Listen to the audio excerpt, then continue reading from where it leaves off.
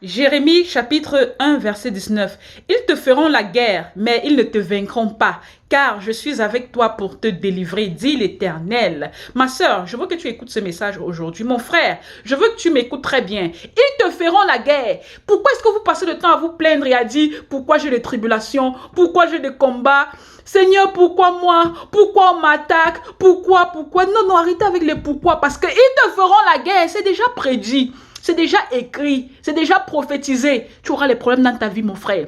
Tu auras des situations difficiles. Tu auras des combats au travail. Tu auras des combats avec les membres de ta famille. Oui, ma soeur, c'est déjà écrit dans la parole de Dieu.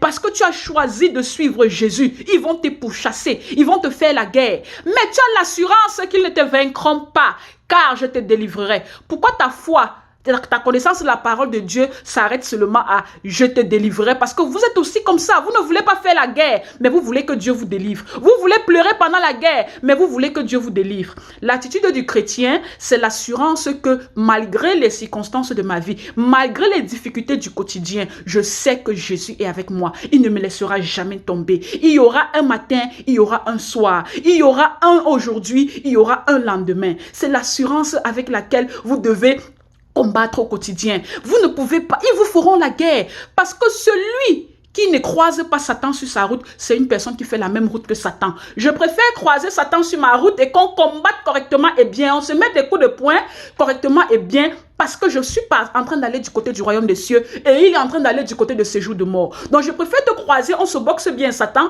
que de faire même route avec toi et ne jamais avoir de problème. Oui Seigneur, la tribulation est la bienvenue. Oui Seigneur, tout ce que tu as prévu comme guerre dans ma vie, comme conflit, comme challenge, donne-les-moi, mais donne-moi aussi la force de supporter et d'avoir la foi que toi l'Éternel, tu me délivreras toujours. La parole de Dieu dit, la route qui mène vers le royaume des cieux pour un enfant de Dieu est jonchée de tribulations.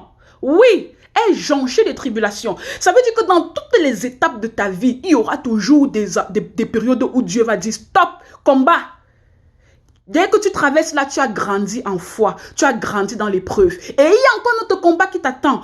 Plus tu grandis dans ta relation avec Dieu, dans ta maturité, plus le combat devient intense, plus le combat devient difficile. Mais tu as l'assurance que le Seigneur te délivrera toujours. Satan n'a pas cette assurance-là. Les esprits impurs n'ont pas cette assurance-là parce qu'ils sont déjà condamnés depuis le commencement. Ils sont déjà condamnés à finir, à brûler en enfer. Toi, tu as dit, tu auras les tribulations, mais le Seigneur te délivrera toujours. Ma soeur, arrête de pleurer, de t'apitoyer sur ton sort. Je veux que pour tes combats du quotidien, que tu te revêtes des armes spirituelles de Dieu. Les armes spirituelles de Dieu, comme ça a été cité dans la parole de Dieu. Je veux que tu aies un esprit positif, que tu aies un esprit déterminé. Est-ce que c'est la maladie qui est ton combat? Reste joyeuse, reste souriante. Et regarde comment le Seigneur agit dans ta vie pour te faire sortir de là. Est-ce que c'est ta famille, ta belle famille qui est ton combat? Est-ce que ce sont tes collègues, c'est le travail qui est ton combat? Est-ce que ce sont les sorciers de ta communauté qui sont ton combat? Est-ce que ce sont des fidèles même de ta propre église qui te combattent? Souris, sois joyeux parce que tu as l'assurance que le Seigneur te délivrera. Le Seigneur délivre toujours. Il est toujours fidèle. Mais beaucoup de personnes meurent avant même d'avoir vu l'accomplissement de la délivrance de Dieu. Meurent de stress, meurent de découragement. Finissent même par se suicider. Mon frère, tous les problèmes de ta vie qui viennent là, quand tu es un chrétien, c'est Dieu qui permet que les problèmes t'affrontent. Parce que ce n'est pas Satan qui a le droit décisionnel dans la vie du chrétien. Il peut décider chez les païens, il peut décider chez les chrétiens charnels. Mais toi, enfant de Dieu, c'est Dieu qui permet que ça arrive pour te mettre à l'épreuve. Et cette épreuve-là, n'échoue pas. N'est pas 0 sur 10, n'est pas 0 sur 20. Ou alors, ne sois pas quelqu'un qui sera juste repêché comme ça. Comme on dit repêché. Repêché à la dernière minute avec 10-0-0. Sois un vrai combattant. Un vrai combattant du Christ, c'est une personne qui sait qu'il aura les combats, les tribulations, mais qui sera vainqueur. Et arrête de regarder les tribulations des autres et comparer ta propre tribulation. Ce que Dieu permet à une personne de traverser ne sera pas la même que l'autre traversera.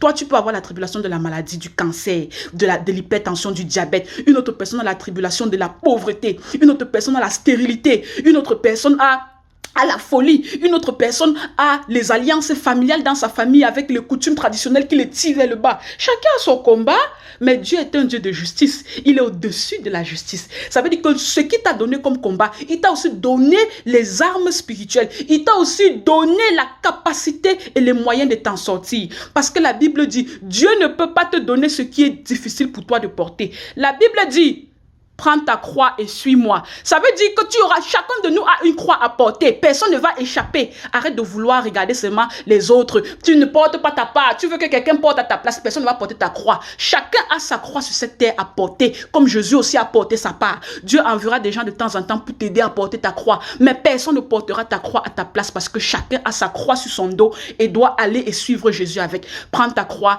et suis-moi. Est-ce que ta croix c'est ton enfant délinquant? Est-ce que ta croix c'est ta maladie? Est-ce que ta croix c'est ton manque de foi? Est-ce que ta croix, ce sont tes conflits?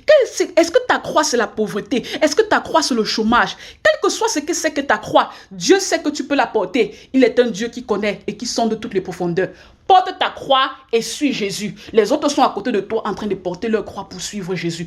Quand tu es là, tu es en train de te plaindre, de régimber. Toi, tu es en train de me décourager dans mon propre travail, de porter ma propre croix qui est aussi en train de vouloir me dépasser. Donc, s'il te plaît, calme-toi, mets silence, supporte ta croix sur ton dos, regarde, suis Jésus, parce que moi aussi, j'ai ma croix sur mon dos qui me dépasse et que je suis en train de supporter pour arriver jusqu'à la fin. Parce que seuls ceux qui persévéreront jusqu'à la croix seront sauvés. La route qui mène vers le royaume des cieux est jonchée de tribulations. Tu auras la tribulation. C'est pour tout le monde. Chaque fois que tu traverses une tribulation, tu as gagné une épreuve et tu passes à la suivante. Jusqu'à ta mort, la tribulation est là. Sois fort. Que le Seigneur Jésus vous bénisse. Je suis la servante de Dieu, précieuse Diane.